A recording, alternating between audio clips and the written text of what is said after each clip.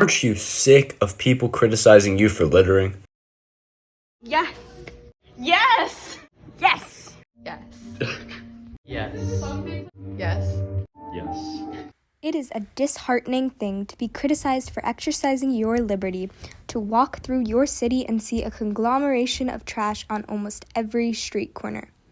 It is well within our rights to dispose of our garbage where we please, not just in designated cans. The average American does not have time to track down a trash can just to get rid of a single plastic bag.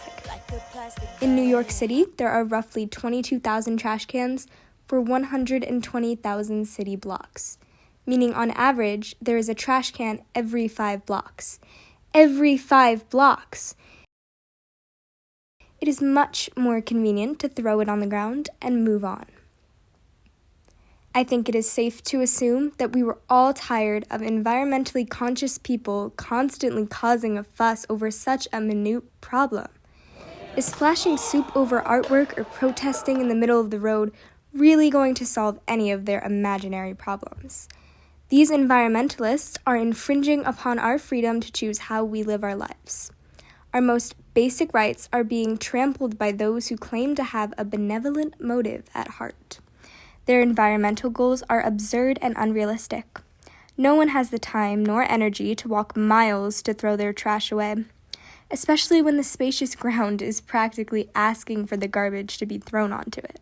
As an environmental scientist, I have spent over 30 years researching this very issue, and have come up with a plan that ensures littering will not have a detrimental effect on the environment. My solution is simple. We replace the natural environment with plastic. Trees, plants, and anything green will be uprooted and replaced with their lab-produced counterparts. I have considered each concern and critique of my plan and offer an appropriate response for each. Animal lovers are sure to be among the most concerned, and as an advocate for all of nature's creatures, I have deduced it is most compassionate to eradicate the entire animal kingdom. 100 million marine animals die each year from plastic waste. That number is easily reduced to 0 by humanely killing each animal instead of leaving them to a painful death by plastic. Money will no longer be wasted to save endangered animals and punish poachers. Every species will be effectively delivered from danger. Removing animals will, in fact, benefit the environment. Cattle are the #1 source of greenhouse gas emissions worldwide, with a single cow belching 220 pounds of methane a year. Eradicating them will greatly slow the rate of global warming. Meat and dairy account for 14.5% of the world's greenhouse gas emissions. The world will benefit from a total destruction of these industries. But what will we eat, you wonder? Modern science has allowed us to develop genetically modified food. Half of what we eat already is ultra-processed, lab-grown, and wrapped in plastic. Why not take it one step further and develop new technologies to create edible and satiating plastic food?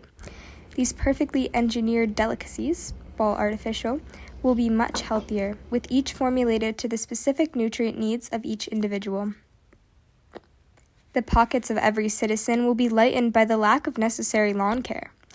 Each person can design their lawn to their liking, expressing their creativity with different colors and shapes of plastic plant life. These plastics require little maintenance. The livelihood of the world's farmers will easily be salvaged by the plethora of manufacturing jobs created in the plastic industry.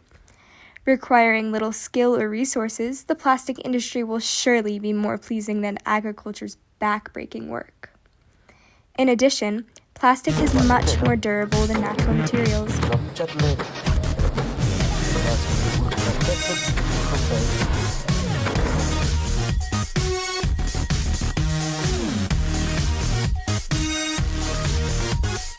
Tornadoes, hurricanes, and earthquakes won't put a dent in this plastic paradise.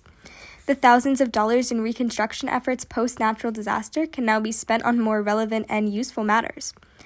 Of course, there remains the issue of oxygen. I admit this was one of the more challenging problems to solve, but after talking to an acquaintance in Europe, I have been assured that the production and bottling of synthetic air is both cheap and plausible.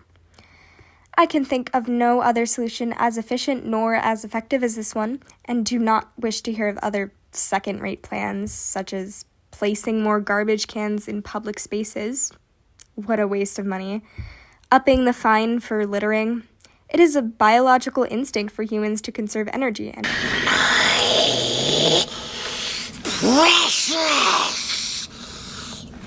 punishing us for saving energy by littering is like punishing an animal for killing to eat. Reducing the amount of plastic produced or developing new ways to dispose of plastic.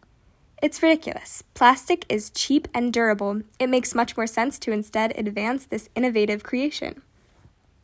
I have no ulterior motive in suggesting this plan, and my main priority is to better the lives of everyone in the country by creating hundreds of new jobs, eliminating unnecessary costs of everyday life, and promoting a healthier lifestyle.